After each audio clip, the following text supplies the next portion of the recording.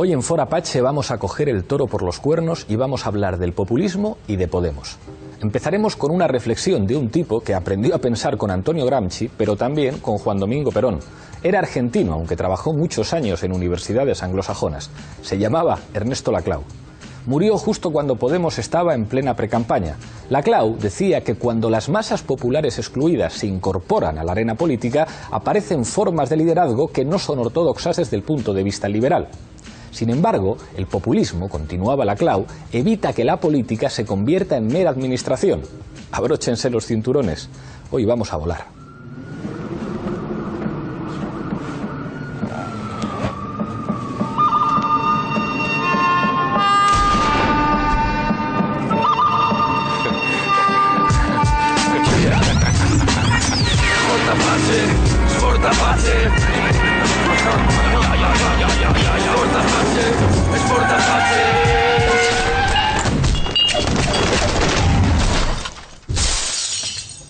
Si alguien pensaba que en Fora Apache no nos íbamos a atrever a hablar del populismo, se equivocaba. Como decía, hoy vamos a volar. Para ello contamos con una mesa de excepción. A mi izquierda, Íñigo Errejón, miembro de la dirección de Podemos. Muchísimas gracias por estar aquí. Gracias por invitarme. Se estrena por fin en el programa Alberto Garzón, miembro de la dirección de Izquierda Unida. Bienvenido a Fora Apache. Muchas gracias. Nos acompaña también Carolina Vescansa, miembro también de la dirección de Podemos. Muchísimas gracias por venir a Fora Apache. Gracias por la invitación. No podía faltar en este programa Manolo Monereo, miembro de la dirección de Izquierda Unida, jurista. Gracias por estar aquí. Gracias a ti, Pablito. Nos acompaña también Jorge Alemán, miembro de la izquierda lacaniana. Me ha pedido que le presente así. Muchísimas gracias por venir a Fora Apache. Es un honor estar en Fora Apache. Gracias. Gracias a ti. Cierra la mesa Enric Juliana, al que yo definí una vez como marxista, como gramsciano de derechas, periodista de La Vanguardia. Bienvenido al programa. Gracias. Enseguida empezamos a discutir, pero antes, como siempre, en este programa, en el punto de mira. ¿Qué es el populismo? El teórico político argentino Ernesto Laclau entendió que todo cambio político en un sentido progresista pasa por constituir al pueblo como actor político colectivo. Hoy conceptos de su teoría como los significantes vacíos o sus interpretaciones de nociones gramscianas como hegemonía o antagonismo resultan fundamentales para explicar procesos políticos que están desbordando la política a ambos lados del Atlántico. Esta noche en Fora Apache hablamos de populismo.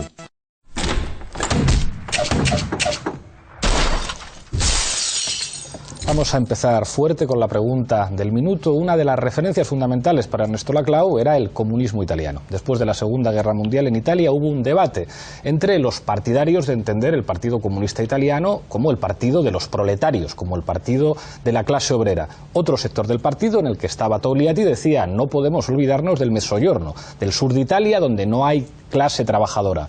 Hay, por lo tanto, que hacer política con la gente que reivindica el derecho al agua, con la gente que reivindica las cooperativas escolares, con la gente que combate contra la mafia. 20 años después, el Partido Comunista Italiano se había convertido en el principal instrumento político de incorporación de sectores excluidos de la política a la política italiana.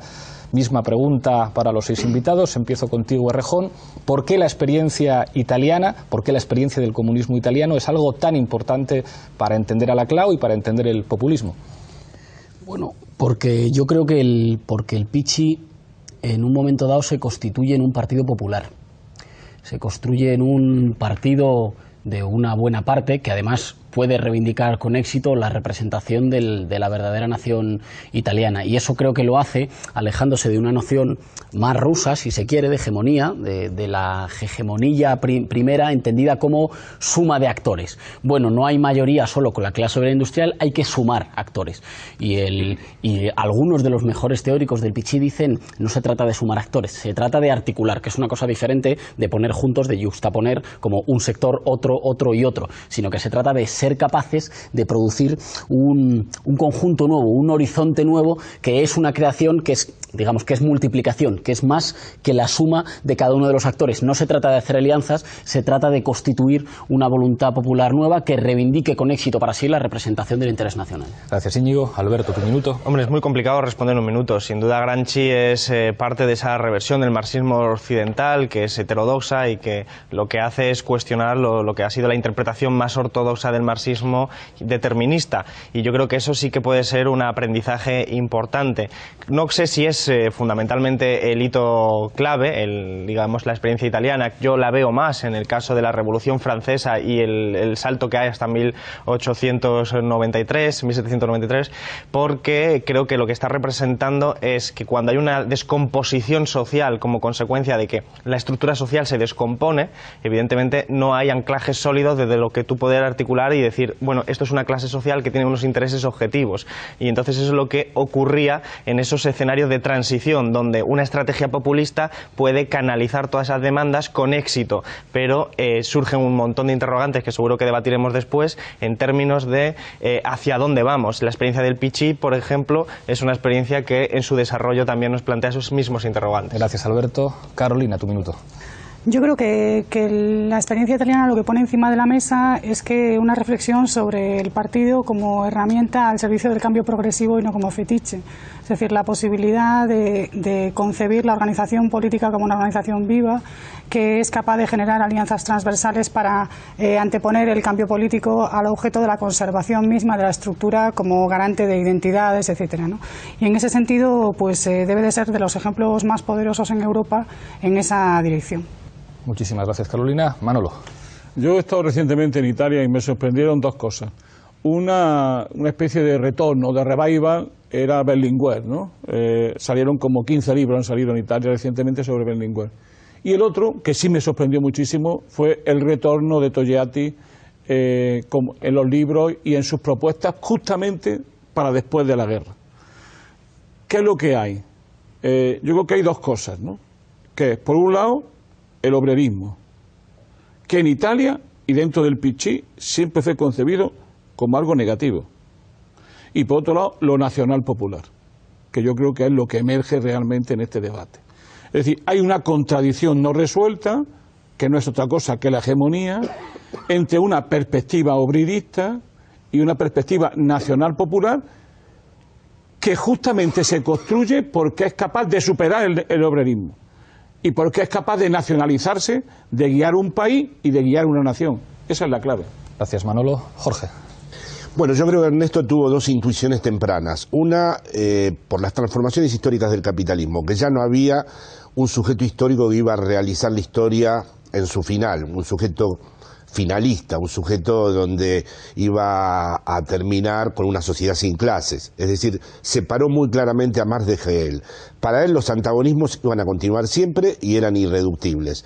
Y luego también captó muy rápido que por las transformaciones postfordistas lo que era el proletariado había perdido su centralidad y se trataba por lo tanto de constituir un nuevo sujeto que él denominaba pueblo, pero a diferencia de otras tradiciones que consideran que el pueblo ya está dado y ya está construido, es necesario, vamos a decir, inventarlo, es necesario articularlo y construirlo, nunca está como un sujeto ya presente. Muchísimas gracias, Jorge. Enrique. Yo creo que hay una referencia histórica importante que es 1944, lo que en Italia se recuerda todavía hoy como las voltas de Salerno, el giro de Salerno, que cuando es un momento que Togliatti regresa a Italia, la guerra aún no ha concluido del todo, y él plantea la colaboración con el gobierno Badoglio, con el gobierno monárquico. Esto provoca estupor en el resto de la izquierda, particularmente en el Partido Socialista, y esto, a mi modo de ver, este giro que impregnará la evolución posterior del Partido Comunista Italiano tiene doble sentido. Uno, el mantenimiento de la unidad nacional italiana, el riesgo de que la guerra acabase supusiese la desintegración nacional de Italia, el mantenimiento de la integridad nacional y, por lo tanto, convertir el Partido Comunista en un partido nacional. Dos, el riesgo de la guerra civil.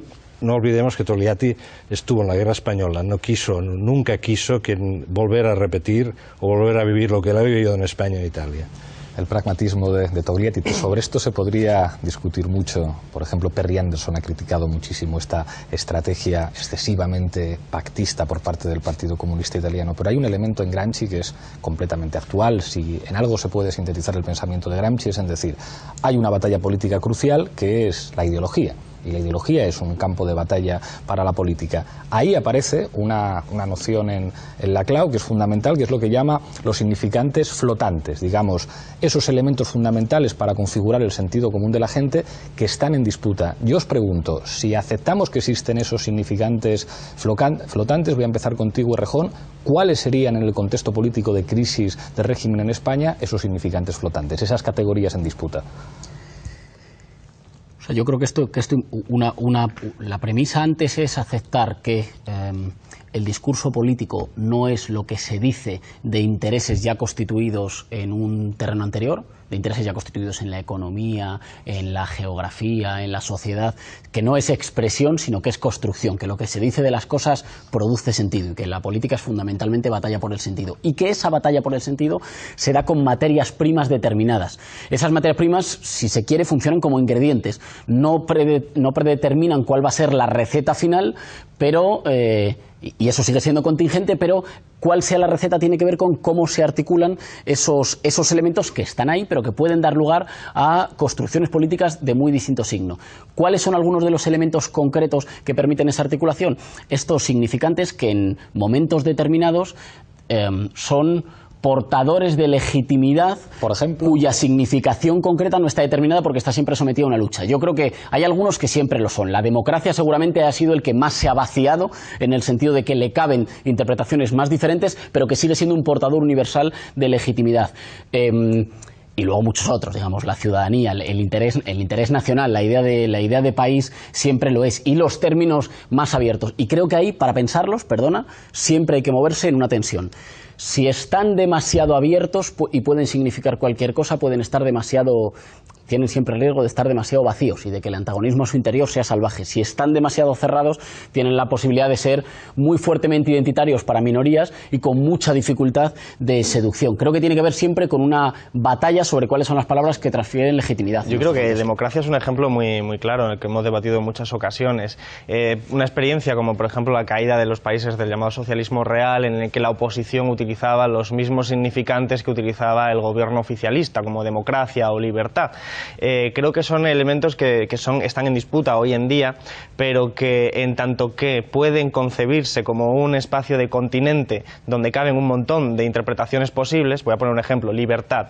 Libertad para un liberal puede ser la libertad negativa, para un republicano es la libertad positiva. Sin embargo, ese significante vacío, o significante flotante, permite articular dentro un montón de posibilidades, de confusiones, y si uno hace una estrategia basada en ese significante vacío o flotante y consigue tener éxito, después lo que tiene es un número muy importante de hipotecas con respecto a los siguientes pasos. Ese es el enorme riesgo de concebir una estrategia basada en el significante flotante, a mi juicio. Jorge. Quiero decir muy rápidamente que si aceptamos que existen significantes flotantes es porque la sociedad no es un todo ni puede ser objetivable. Quiere decir que al estar abierta tiene que haber un significante que la resignifique. Ese significante hay que inventarlo, no puede ser nombrado, no puede ser, podemos decir funcionó la democracia, funcionó la libertad, pero en cada coyuntura es el significante que logra resignificar, como diríamos ahora, todo el tablero político. Por ejemplo, en este caso un significante flotante, Podemos. ¿Por qué prueba que es un significante flotante? Porque ha resignificado una serie de elementos que se habían presentado como aislados que ahora aparecen como articulados. ¿Tiene garantizada su permanencia? Ahí siempre se trata de qué tipo de frontera antagónica se trace para que ese significante vacío y flotante se sostenga. Manolo, Carolina, después Enrique. Después Errejón. Antes de entrar mucho en los temas más concretos de la crisis del régimen y hasta de Podemos, quizás merecería la pena, por los que nos están viendo, intentar clarificar tres cosas que me parecen importantes a este debate.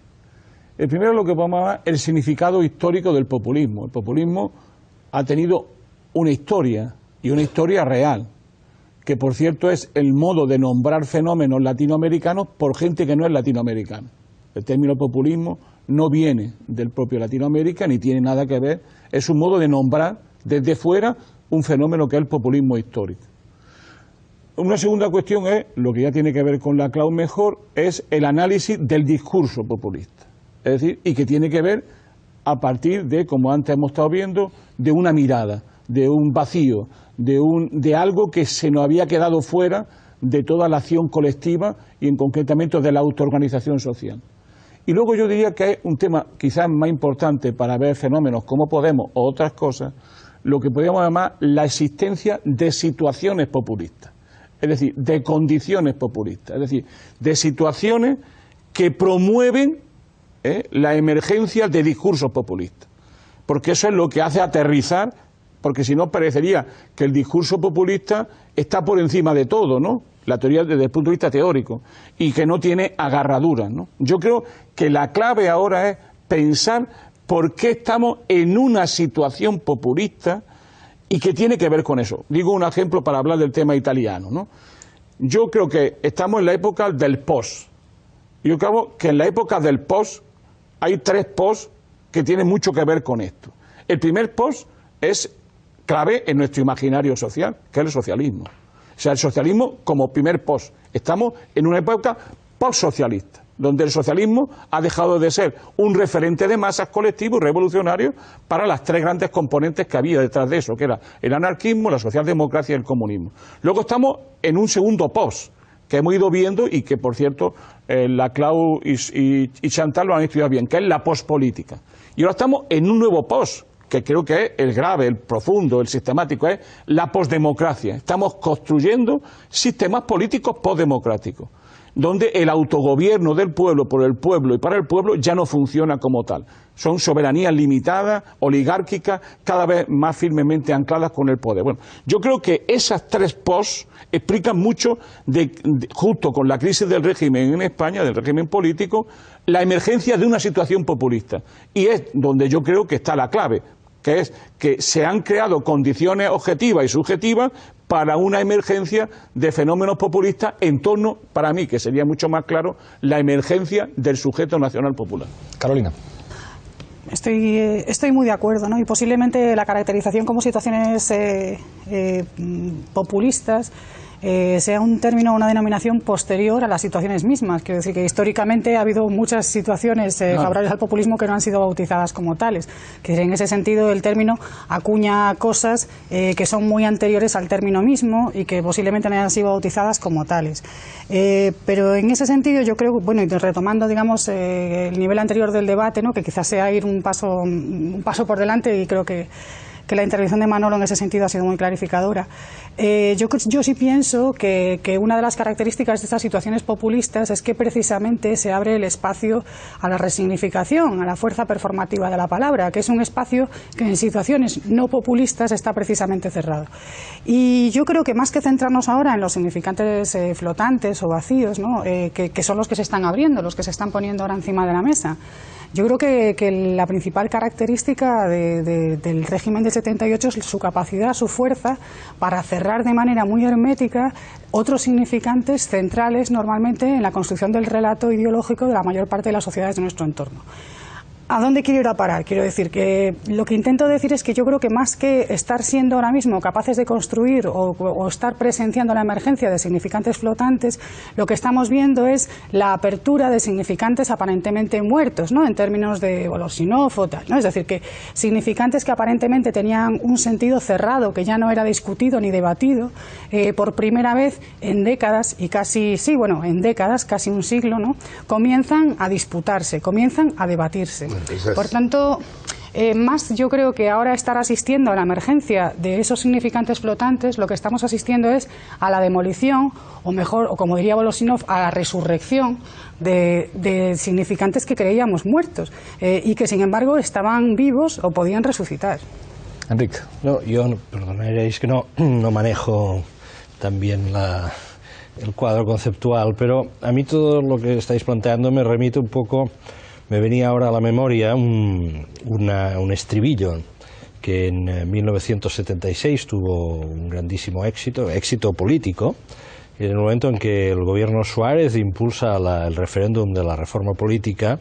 Iba acompañado en televisión de una canción que se llamaba Habla pueblo habla. Habla pueblo habla. Aquello fue un cañonazo. Además, estamos hablando de una época en que solo había 2 canales de televisión y todo pasaba por allí. Y además Suárez había sido director general de Radio Televisión, entre otras cosas por ello fue nombrado presidente del gobierno, ¿no? Bien, aquello tuvo un efecto político tremendo, ¿no? No la canción, me refiero, el movimiento, en la medida de que el gobierno tardofranquista tomaba la iniciativa y decía, vamos a empezar nosotros las reformas y además vamos a darles un contenido popular, esto va a ir acompañado de un mensaje popular que estamos abriendo y vamos a dar la voz a la gente. Aquello pilló absolutamente a contrapié a todos los partidos de la oposición. Y de tal forma que el referéndum de la reforma fue un éxito. Incluso diría más, yo creo que realmente la oposición en el 76, esto fue en noviembre del 76, una campaña a fondo no la hizo, ¿no? Y ahí se sientan las bases, en aquel momento con el habla, pueblo habla, se sientan las bases del cambio político en España. La paradoja para mí, no sé si esto es un significante flotante o no lo sé, no sé si flota la paradoja es que, fijaos que estamos regresando al habla, pueblo habla, que esto es lo que en estos momentos se está discutiendo en España. Claro, los términos de la conversación es Rejón, después Jorge. Eso es, intentando como hilvanarlo, tiene que ver con esa parte quizá de las, digamos, de las situaciones, que Manolo llamaba las situaciones populistas, ¿no? Digamos, un momento en el cual las instituciones no son capaces de dar o cauce o promesa confiable de cauce en el futuro a una parte de las aspiraciones de una gente que no se siente representada. Por otra parte, tampoco hay una imaginación o un horizonte ofrecido que integre buena parte del descontento, y ese descontento, y esto es importante, se produce sobre un terreno dislocado. No es un descontento en compartimentos, no es un descontento que ya salga formado, encuadrado de casa, sino que es un descontento que desborda los cauces que debían existir para canalizarlo, bien sea institucionalmente, bien sea en las organizaciones de protesta que existen.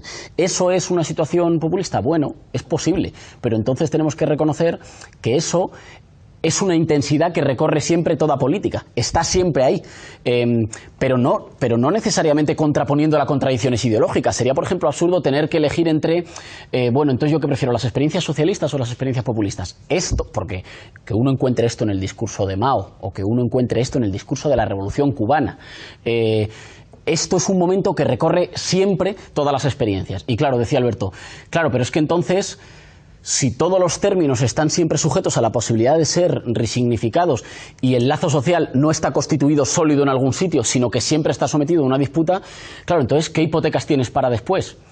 Todas, pero como siempre las tienes todas. Quiero decir que eso es quizá la posibilidad como intranquilizadora del populismo. Está esa frase de Rancière, digo para incendiar un poco la mesa, esta frase de Rancière que dice... bueno, si algo tienen en común los viejos marxistas y los nuevos liberales es lo intranquilizador que les resulta el fantasma del populismo, la posibilidad de que la discusión política por la institución del sentido que se da en las sociedades esté siempre abierta. Y es verdad que eso nos remite siempre pues, a una indeterminación. Todo régimen se construye siempre invocando un pueblo nuevo, siempre, pero todo régimen, una vez constituido, dice váyanse a casa, regresen a casa, dejan que las instituciones operen. Y hay un momento de colapso en el que las instituciones y los relatos disponibles no dan más de sí y emerge, si hay posibilidad, a partir del descontento, una voluntad colectiva nueva. Es evidente que es mucho más tranquilizador operar todas las categorías políticas como puramente derivadas de estructuras económicas objetivas. Pero nunca fue así. Claro. No hay un solo proceso de transformación. El propio Althusser, que es una de las influencias de la CLAU, lo dice, no, es que esto de que solamente existe una contradicción definida por la posición de un sujeto en torno a las relaciones productivas, esto no es verdad. Hay muchas más contradicciones que operan de una manera mucho menos mecánica. En su crítica al mecanicismo. Tenía la palabra Jorge, después Alberto, después Manolo. Sí, efectivamente, Pablo, lo de la sobredeterminación en última instancia, Althusser era para mostrar precisamente... Pero volviendo a lo de la situación populista que han evocado tanto Manuel como Íñigo y como Carolina, ¿no? No hay que olvidar que en realidad, por lo menos en Ernesto Laclau, no en la caracterización histórica de los populismos, la pregunta que lo atraviesa es cómo se genera una voluntad colectiva. Y solo hay voluntad colectiva cuando las instituciones no pueden resolver las demandas. Es decir, si hay un estado, vamos a decir, supuestamente de bienestar que reabsorbe la demanda, no emerge esa voluntad colectiva populista. Es decir, que para él siempre la contingencia es un elemento muy importante. Solo se da situación, por eso el término situación me pareció pertinente, cuando las demandas institucionales ya no pueden con las distintas demandas populares que quedan insatisfechas. Y ahí es donde el significante flotante, o el vacío, es vacío porque también resignifica significantes que ya estaban muertos, es decir, abre a la significación. En todo caso, el problema clásico que siempre se discute, me remito siempre a la teoría de Ernesto, es si la misma tiene un valor emancipatorio, prescriptivo de por sí, es decir, si extender la cadena de equivalencias, si resolver con las demandas insatisfechas, no, como dijo Íñigo antes, una mera justaposición, sino generar algo que es bastante raro, que es la emergencia de una voluntad colectiva. La voluntad colectiva la vemos muy pocas veces, no es algo que esté presente. Llevábamos años sin ver la emergencia de una voluntad de esa naturaleza. La pregunta es si esa voluntad tiene por sí misma, en qué condiciones se abre al otro aspecto, que es el aspecto emancipatorio. Para aclarar un momento a los espectadores la cuestión de la cadena de equivalencias, hay un ejemplo que se utiliza de manera recurrente para explicar esto. Una señora va a una clínica para intentar interrumpir un embarazo, no le dejan interrumpirlo, se enfada, se quita el zapato, lo tira contra la ventana de la clínica y grita «Viva Perón, cabrones». Entonces, claro, es decir, ¿qué tendrá que ver Perón en este caso con que a esta mujer no le dejen interrumpir un embarazo? Eso es lo que explica que de repente un significante, que es el significante Perón, puede servir para incluir diferentes demandas, desde el derecho a esta mujer a cualquier otra cosa. Garzón, después Zapping y después volvemos. Sí, yo por la creo derecha que uno de los mesa. aportes granchianos más interesantes son el de romper con la ortodoxia determinista, como decía al principio, económica, y aceptar que no solo está la contradicción capital-trabajo, sino que hay otra serie de contradicciones que operan al mismo tiempo. Pero sin embargo, quizás por deformación profesional, o mejor dicho, por tradición política, o por ambas, yo sí que creo que hay que tener muy presente lo que es la estructura económica para explicar lo que son los diferentes cambios. El propio Laclau dice que cuando en 1848 se establece, si se solidifican las diferentes ideologías, la situación populista desaparece, vuelve a aparecer más posteriormente y era previa. Pero, ¿qué estamos asistiendo a una situación populista? Yo pienso que sí.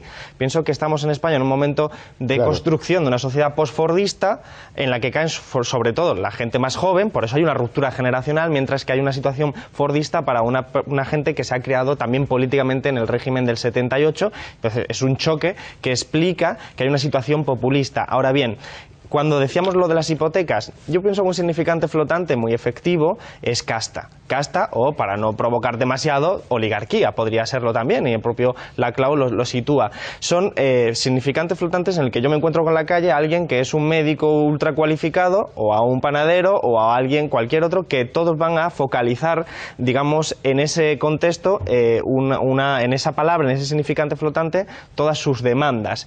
Sin embargo, es una hipoteca de cara al futuro, porque Podemos, ¿cuándo va a empezar a ser casta? ¿Quién define casta? ¿Dónde se ancla eso? Y al final el problema original yo creo que es que el populismo es una reacción en negativo.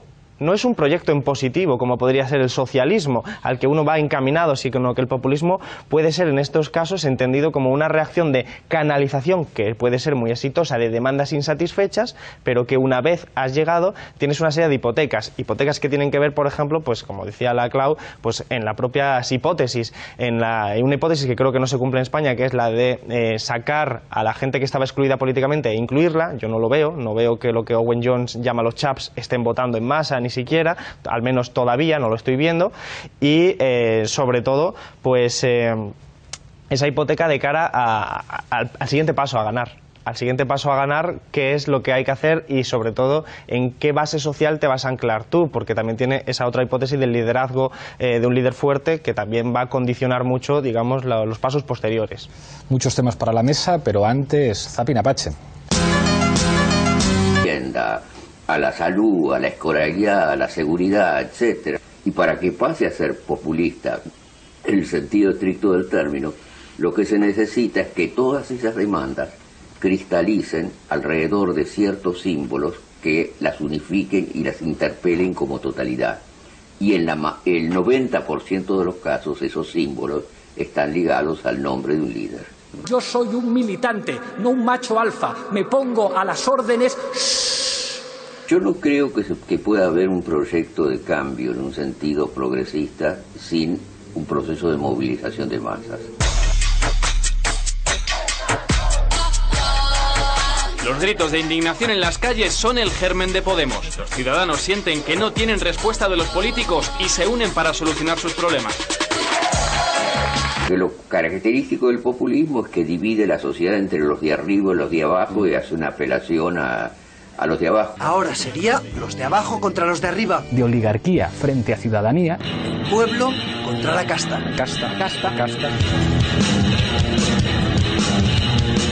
Casta política, partidos de la casta. ¡Que echaremos a la casta! Yo no creo que pueda haber un régimen que sea ni puramente institucionalista, ni que sea un régimen totalmente populista. En un caso habría la desaparición de lo político, en el otro caso habría un caos continuo sin ninguna fijeza institucional. La gente sí quiere participar de la política.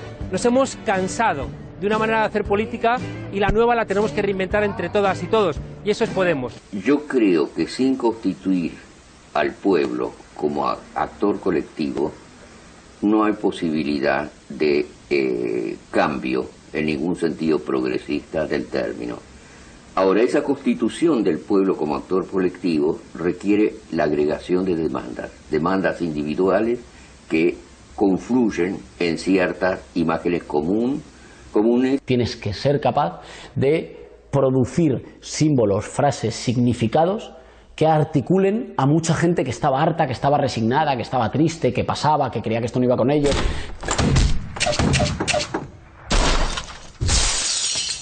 Manolo. Sí, yo estoy ahora haciendo una cosa que me cuesta mucho trabajo hacerla porque estoy en muchas cosas a la vez, que es por eso se me ocurre lo de la situación populista, ¿no? Porque estoy comparando la situación populista con la situación revolucionaria de Lenin, para pensar una crisis que es una crisis orgánica. Porque yo creo que vivimos en este país una crisis orgánica del capitalismo español. Y esa crisis orgánica del capitalismo español, que nos viene persiguiendo todo el siglo XIX, emerge, y parte del XX, emerge de nuevo en el XXI. O sea, este país vive en un proceso de transición hacia el subdesarrollo económico y social, y eso genera una crisis orgánica en el país y está detrás de lo que antes hablaba Alberto. Pero yo voy a entrar, para entrar más en temas de fondo que tienen que ver con la cloud, esto del significante vacío. El significante vacío no es nada, es un conjunto de sonidos. Un significante vacío no es nada. Entonces, pero ¿qué es lo que dice el significante vacío? Lo que pone el nombre de una ausencia. ¿Y cuál es la ausencia del significante vacío? El conflicto social, la sociedad en su articulación conflictiva. O sea, yo creo que el gran problema del significante vacío es que tiene que pasar inmediatamente... El antagonismo consustancial a la política. Exactamente. Y tiene que pasar con el conflicto social. Es decir, el discurso nunca es una arbitrariedad, nunca es un intelectualismo. Es un modo de articular sujetos sociales en conflicto. Y el vacío que hay... Y les puedes poner el nombre que quieras. Pueden ser indios, pueden ser proletarios... Por ejemplo, ¿no? Y termino rápidamente. Es decir, o sea, ¿qué es lo que hemos estado viviendo en España? Una crisis política que refleja una crisis de régimen. En el medio de esa crisis política, la corrupción. Y en el medio de esa crisis política, una enorme crisis socioeconómica. Pero ahí emergió un sujeto popular, que yo creo que es la clave de este país, que es el 15M. El 15M que ha ido mutando, ha ido cambiando la política. Y el 15M ha cambiado el tablero, como diría alguien que le gusta mucho a Carolina, Pierre Bourdieu, lo que ha cambiado es el campo político. Ha cambiado el campo político y lo ha ido cambiando de fondo. ¿Dónde está el éxito clave de eso? Es que ha aparecido un significante pleno, agregador, resignificador, que es casta. Es decir, en un momento determinado, eso en la política española iba pasando. O sea, ¿cómo traducir lo social a lo político cultural a lo social? En un momento hubo alguien o algunos que dijeron, hay que meter una dicotomía. Esta dicotomía es casta-pueblo. Claro, pero perdona. Entonces, ¿cómo eso ha agregado, ha construido una significación? Ha construido más que traducido. Porque eso hay que construirlo. Entre la lucha de clase y el conflicto social y la política, en medio están las motivaciones. Pero no había un sujeto esperando a ser traducido. No. Es que el discurso es siempre constituyente. Es decir, lo que se ha producido es un discurso que ha constituido una multitud de ideas. El sujeto es segundo con respecto al discurso. Exactamente. Entonces, la multitud existía, tenía que ser construida, y al ser constituida había que nombrar un enemigo, y había que nombrar un enemigo. La clave siempre, pero el enemigo nunca es tampoco arbitrario. Por esa razón el 15... Ahora te doy la palabra, perdón. Enrique antes, y ahora ya se está animando la mesa, que es lo que yo quería. No, yo voy a hacer ahora honor a lo que has dicho al presentarme. Este es de derechas, el de derechas, el de la mesa, el de derechas soy yo. Bueno, antes he hablado del pueblo... Como dice Jiménez Los Santos de ti, vaticanista. Bueno, también podemos hablar de eso. Hemos hablado del habla, pueblo habla de Suárez. Yo creo que la transición española tiene, a mi modo de ver, tres pilares políticos básicos, que son Suárez, la UCD, el Partido Comunista y el catalanismo. Y los tres tienen en aquellos momentos tres momentos, para entendernos, estelares, que dejan una huella en la memoria que todavía persiste. Uno, os lo he dicho, el estribillo de esta canción que se cantaba en todos los patios de colegio de España en aquel momento. El segundo, el asesinato de los abogados de Atocha. Y la respuesta, el silencio que se produce en Madrid durante el entierro de los abogados. En el momento en el cual el Partido Comunista demuestra de una forma que todo el país entiende, de que es capaz de asumir la situación nacional. Que es un partido de orden. Que es un partido nacional. Que en aquel momento podía haber incendiado las calles de Madrid y decide no incendiarlas. Este es un momento muy importante. Yo aprovecho aquí, abro un paréntesis, no entiendo por qué la actual izquierda, a la izquierda del Partido Socialista, abjura tanto de los años de la transición, pero esto sería otro debate. Ese es un debate que habrá que tener. Pero no lo entiendo, no lo entiendo. Y luego, el tercer momento es el regreso de Tarradellas en Cataluña, centenares de miles de personas en las calles de Barcelona. En aquel momento la transición se acaba de legitimar porque se produce un factor de ruptura en el interior, ya que os gusta la política gramatical, el interior del relato de la transición, el regreso de Tarradellas es un factor de ruptura, que además de legitimar la transición lo que hace es inducir pasión por la autonomía fuera de Cataluña, como factor de igualdad. Creo que Alberto Garzón, que es de Andalucía de estos, sabrá alguna cosa. Esto también hoy está en crisis o está en tensión, ¿no? Fijaos, son tres momentos. Son momentos populistas, no lo sé, son momentos populares en cualquier caso, de fuerte vivencia, y que persisten en la memoria. Por lo tanto, insisto, no acabo de entender por qué hay que hacer un discurso político, no sé si lacaniano o no, en que estos episodios quedan borrados o quedan devaluados o se consideran ya episodios de la prehistoria, ¿no? Hay una cosa que dice Juan Andrade Blanco, que ha escrito una tesis doctoral sobre la evolución del discurso y de la ideología del PC y del PSOE, que dice al final, pero bueno, si algo deja la transición es la posibilidad de ese recuerdo que se activa, es decir, deja como una carga de elementos que pueden pasar 30 años y después esos elementos pueden activarse otra vez, que también es, digamos, como los historiadores muchas veces, como lo de Carlo Levi, del futuro tiene un corazón antiguo, es decir, hay semillas que quedan plantadas y uno no sabe cuándo van a aparecer, pero pueden aparecer. Jorge. No, estoy de acuerdo con esto, porque claro que no hay que desestimarlos.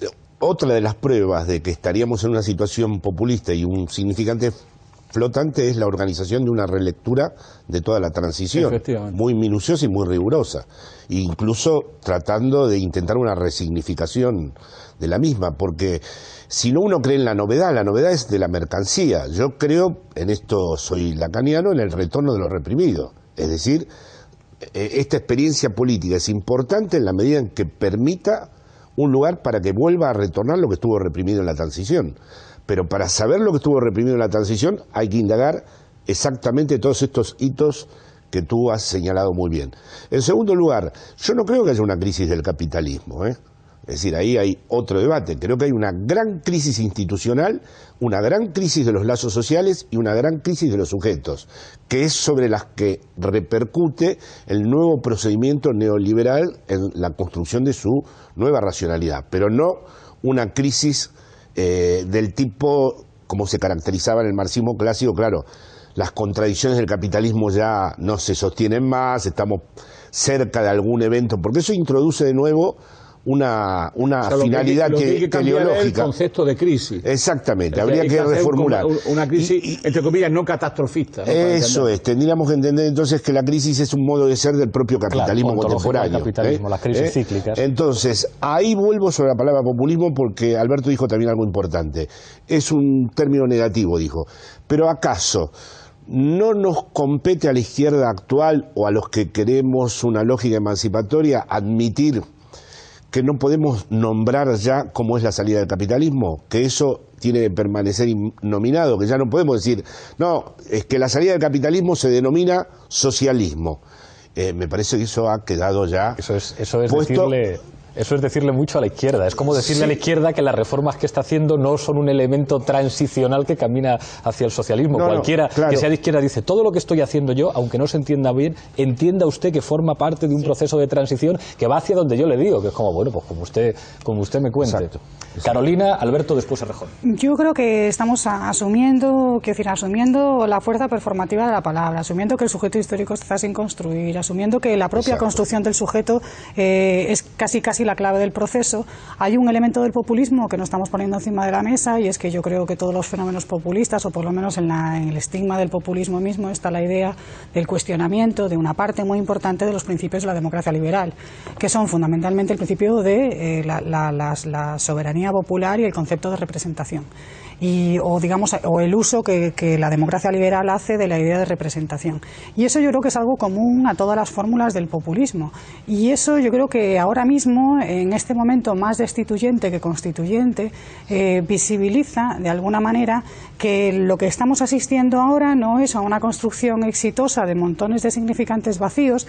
Podemos discutir si Casta recoge o no recoge el conflicto o lo acuña con más o menos éxito, pero sí estamos asistiendo de manera muy clara a ese cuestionamiento de los fundamentos de la representación clásicos de la democracia liberal, y estamos asistiendo también a una resurrección de significantes muertos, además de a un proceso simultáneo, porque si no sería imposible, de construcción de ese nuevo sujeto, del sujeto popular, que es el que protagoniza, digamos, el uso de los signos y el propio cuestionamiento del concepto de representación. Alberto. Sí, bueno, yo cuando hablaba de lo de casta lo decía fundamentalmente porque cuando uno elige un significante flotante, está en ese medido sabiendo que va a construir una identidad popular a partir de ese significante flotante, y entonces esa elección condiciona la forma. No es lo mismo elegir casta que oligarquía, entonces, porque va a condicionar esa identidad popular, y por eso es otro debate, pero derivado de este. En todo caso, yo quería añadir, ¿no?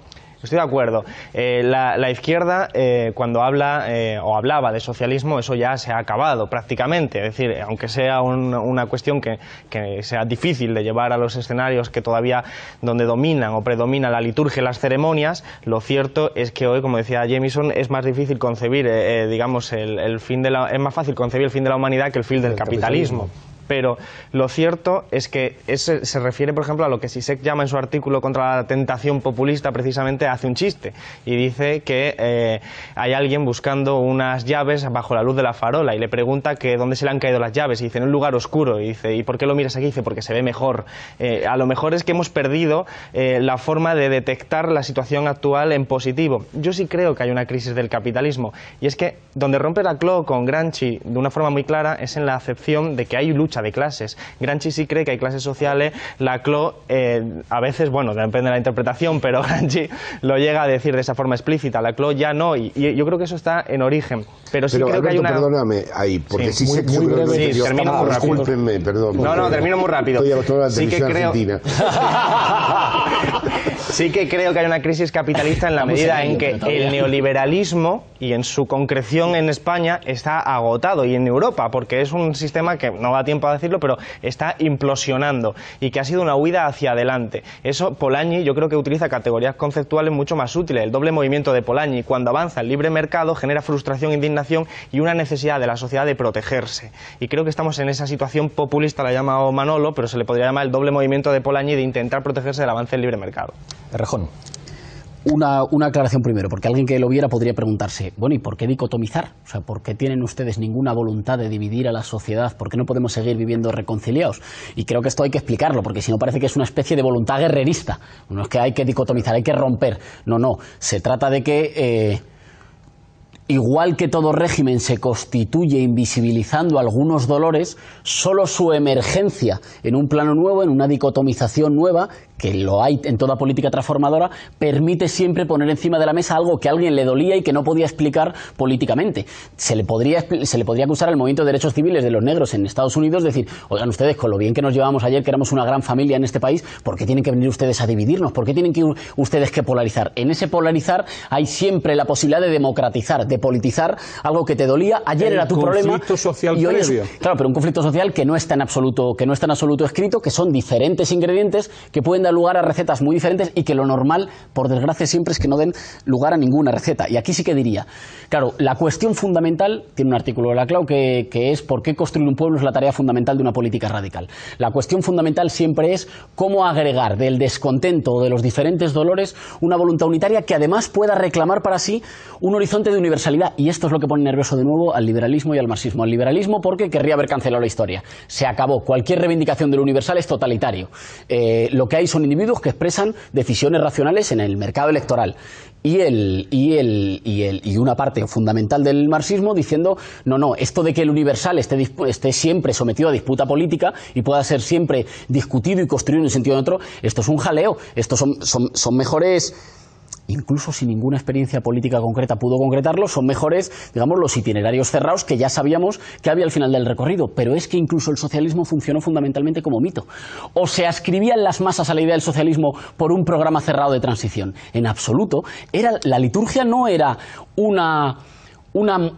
un equipaje no deseado de una construcción política. Era lo fundamental del mito de que los desposeídos podían gobernarse.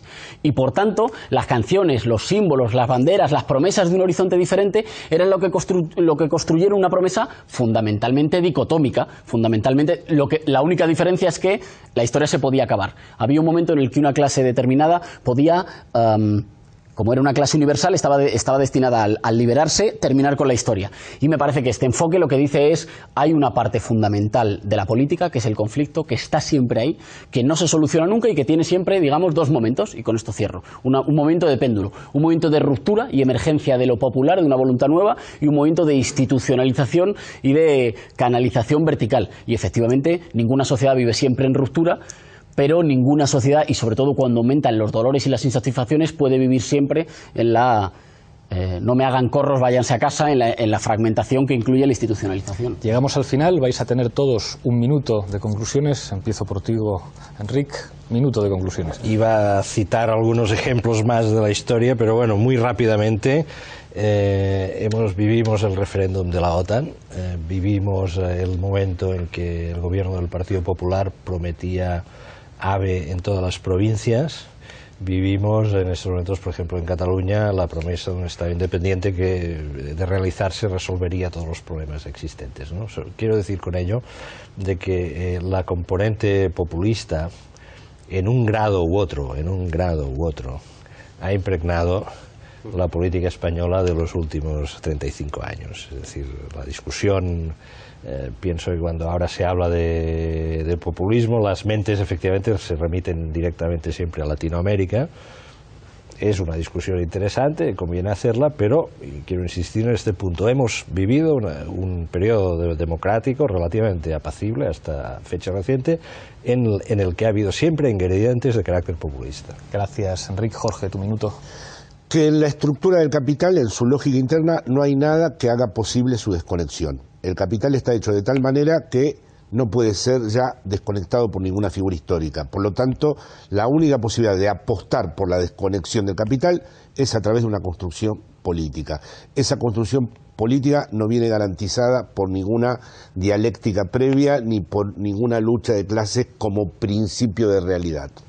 Muchísimas gracias, Jorge. Manolo. Yo creo que el capitalismo español vive una crisis orgánica, profunda, de tal capitalismo, que es detrás del conflicto social está esa crisis, y lo que está apareciendo es la crisis del régimen, justamente del régimen del 78. Eso tiene que ser articulado discursivamente para convertirse en política.